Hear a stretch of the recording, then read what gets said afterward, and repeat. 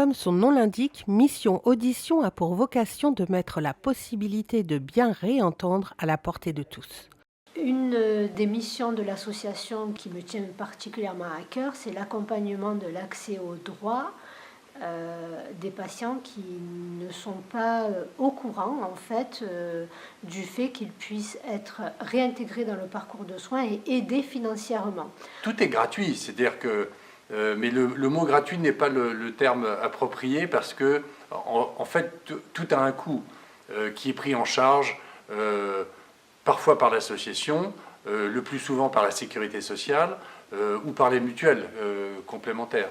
Mais effectivement, pour une personne qui entre dans le centre Mission Audition, elle a la certitude, la garantie que tous les services qui seront proposés, que ce soit un test auditif ou un appareillage auditif, seront sans reste à charge, ne coûteront rien en fait aux malentendants. Dans la même optique, l'association organise des missions de prévention auprès d'organismes tels que les Restos du Cœur, le Secours populaire ou les foyers Adoma, toujours pour que l'accès aux soins soit le même pour tous.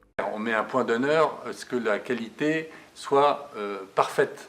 Les fonctionnalités des appareils sont très nombreuses et elles correspondent aux besoins de plus de 80% des malentendants. L'appareillage auditif, c'est avant tout une prestation de service autour d'une technologie, donc les appareils sont importants, mais ce qui est très important, ce sont les heures consacrées à l'adaptation de l'appareil aux besoins du malentendant et ensuite au contrôle et au suivi. Un audioprothésiste, c'est davantage un kiné de l'oreille, si vous voulez, qu'un vendeur de dispositifs médicaux. Donc la qualité, chez nous, elle sera la même, sinon meilleure que chez les autres audioprothésistes. Installé au Luth, près de l'espace Aimé Césaire, le centre est ouvert à tous, avec ou sans rendez-vous.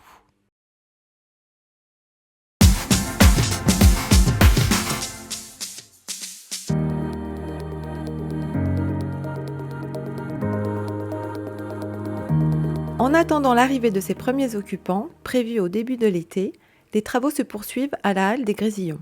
L'idée, c'est de créer un pôle d'économie sociale et solidaire. Donc, il va y avoir des bureaux, des ateliers où est-ce que les artisans, les entreprises, les associations peuvent avoir un peu leur pied à terre. Il y a 16 cellules, donc en tout, il peut y avoir jusqu'à 16 structures qui peuvent postuler justement dans la halle. Ou encore, il y a des cellules qui peuvent candidater justement sur plusieurs cellules aussi. Donc, mais on peut accueillir jusqu'à 16 structures.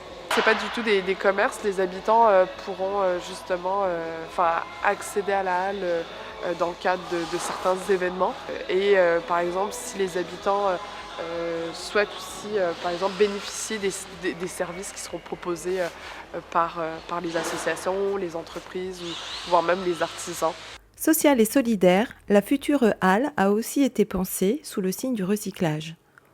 Outre les 14 containers de la première édition de Trésors de banlieue, plus de 3200 mètres linéaires de bois sont issus du réemploi. Ils proviennent notamment de la maison du projet Village des athlètes JO 2024 et seront utilisés pour réaliser une partie des ossatures, des cloisons et des planchers des futures cellules.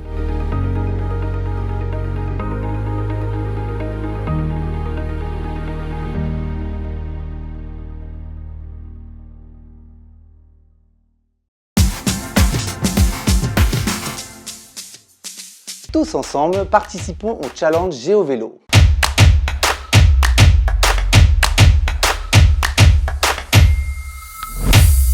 À Gennevilliers, mai rime avec pédaler. Tout le long de ce mois-ci, les Gennevillois sont invités à participer au challenge GeoVélo. Le défi est simple, parcourir tous ensemble la plus grande distance à vélo. L'objectif, cumuler un maximum de kilomètres et tenter de battre le score des années précédentes.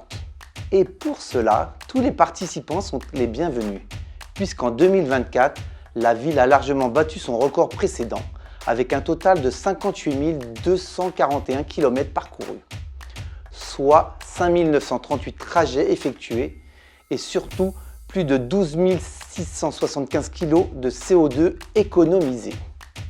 Pour faire encore mieux cette année, téléchargez l'application GeoVélo, créez votre compte et rejoignez la communauté Territoire de Gennevilliers. Pour rappel, la ville propose une aide de 100 € aux Gennevillois qui souhaitent investir dans un vélo, qu'il soit mécanique, électrique, cargo ou pliant. Alors en mai, faites ce qu'il vous plaît, mais à vélo.